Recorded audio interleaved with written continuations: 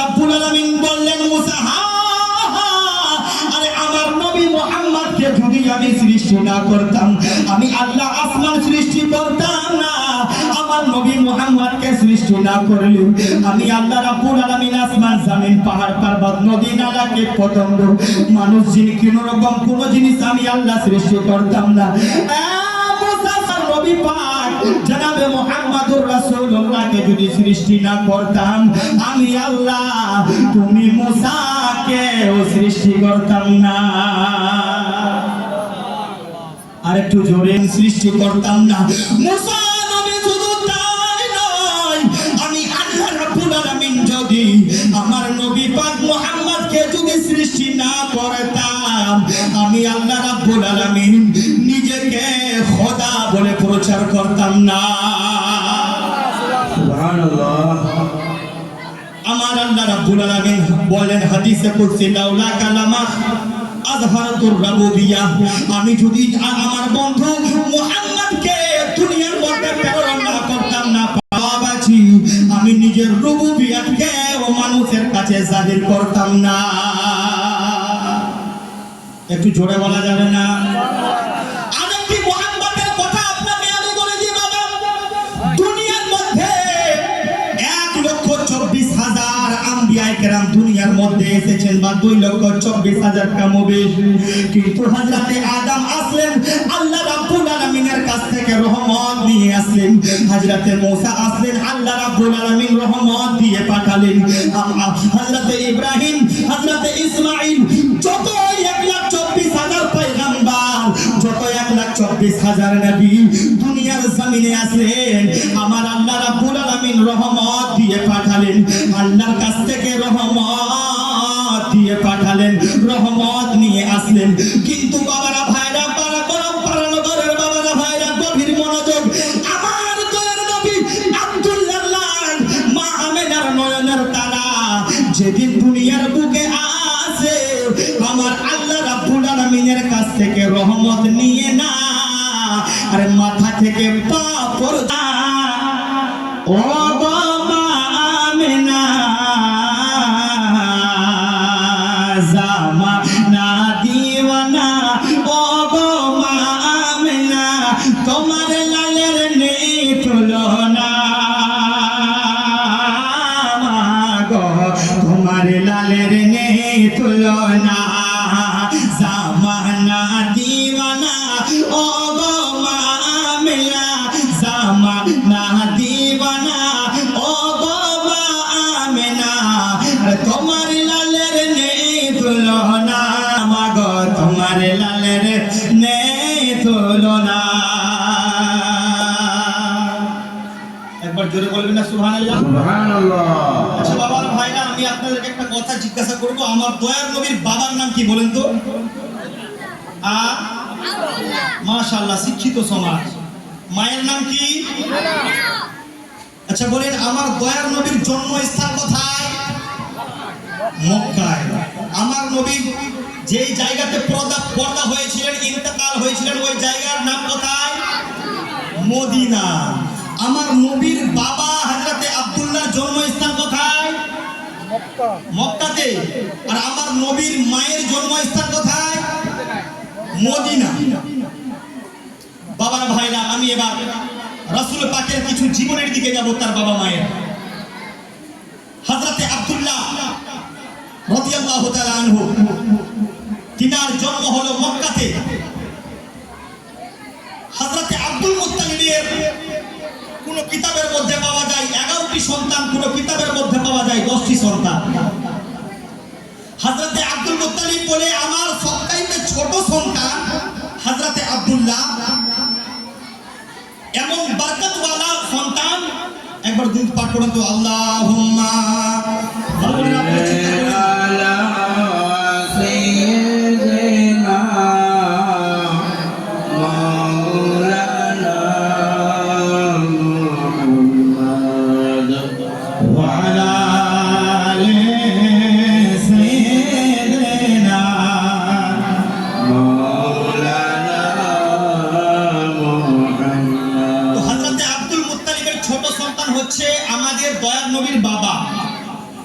আমাদের দয়ার নবীর বাবা হযরতে আব্দুল্লাহ, হযরতে আব্দুল মুত্তালিবের ছোট সন্তান হযরতে আব্দুল্লাহ অনেক বরকতওয়ালা সন্তান।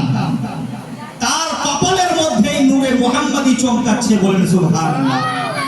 তার কপালের মধ্যে নূরে মুহাম্মাদি সাল্লাল্লাহু আলাইহি ওয়াসাল্লাম চমকাচ্ছে।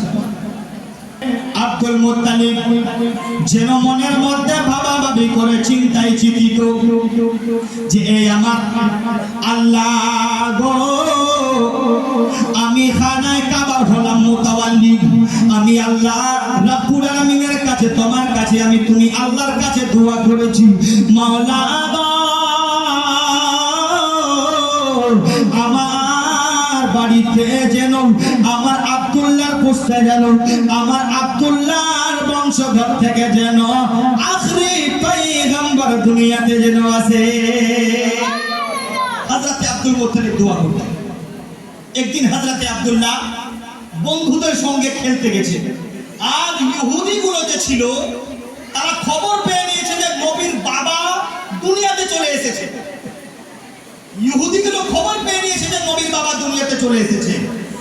ইহুদির বড় বড় সর্দারেরা মাথার মধ্যে বাড়ি মারে, হাই এবার মনে হয় বানি ইসরাইল থেকে বানি ইসমাইলের দিকে মনে হয় নবুয়ত চলে যাবে, বানি ইসরাইল থেকে বানি ইসমাইলের দিকে মনে হয় নবুয়ত চলে যাবে। ইহুদিগুলো আফসোস করে বারবার ইহুদির সর্দার বলতে লাগলো, তোমরা টেনশন করিও না, তোমরা চিন্তা করিও না, না থাকবে বাঁশ না বাজবে বাঁশুরি, যাও আমাদের মধ্যে কোন মানুষ চলে যাও, হযরতে আব্দুল্লাহকে হত্যা করে দাও। হযরতে আব্দুল্লাহকে হত্যা করে দিলে আব্দুল্লাহর পরে পরে তার সন্তান যে দুনিয়ার মধ্যে আসবে, সন্তান দুনিয়ার মুখ দেখতে পাবে না, সন্তান দুনিয়ার মধ্যে আসতে পাবে না। বাবারা ভাইরা গভীর মনোযোগ দিয়ে শুনবেন। এবার তার মধ্যে একটা মানুষকে বলা হলো যে হযরতে আব্দুল্লাহকে মারতে পারবে, যে আব্দুল্লাহকে হত্যা করতে পারবে, তাকে 100টা উটের পুরস্কার দেওয়া হবে। কতটা উট বাবা? 100টা উট দেওয়া হবে। তার মধ্যে একটি মানুষ যেন তৈরি হয়ে যায় হযরতে আব্দুল্লাহকে মারার জন্য, হযরতে আব্দুল্লাহকে দ্বিখণ্ডিত করার জন্য, হযরতে আব্দুল্লাহকে দুনিয়া থেকে বিদায় করে দেওয়ার জন্য। ওই ইহুদি যেন মক্কা শরীফে চলে আসে।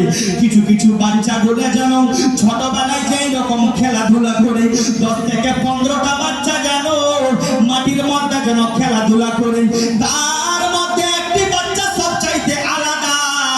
তার চেহারা দুনিয়ার সন্তানের মতো মিলে না, তার চেহারা কোন দুনিয়ার সন্তানের সঙ্গে কোনো মিল হয় না।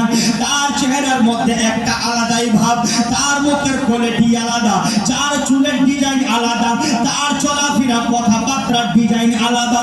বাবারা ভাইরা গভীর মনোযোগ দিয়ে শুনবেন। এবার যেন ওই ইহুদিটা সঙ্গে সঙ্গে ওই জায়গাতে দাঁড়িয়ে যায়।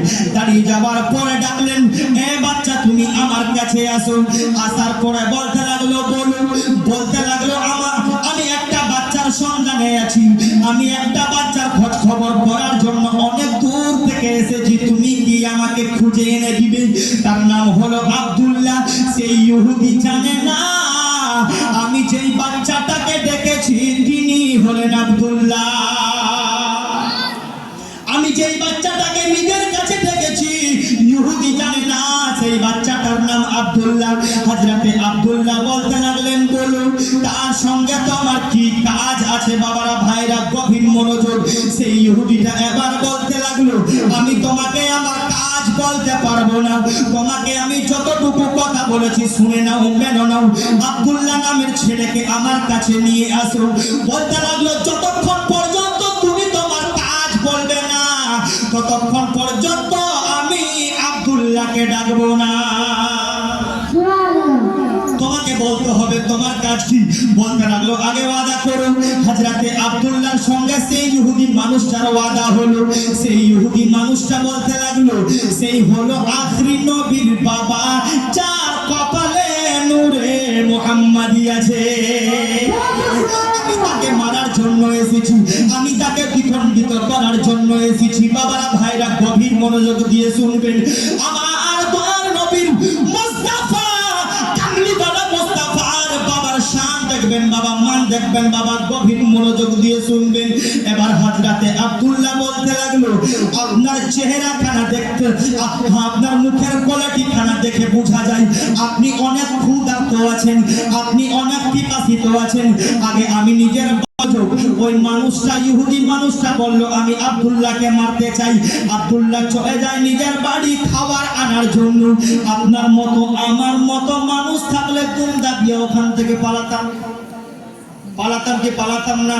বাপক ডাকে আনিন, বাপ মুখ মারবার কেন আসিয়াছেন? হ্যাঁ, আনতাম না অবশ্য।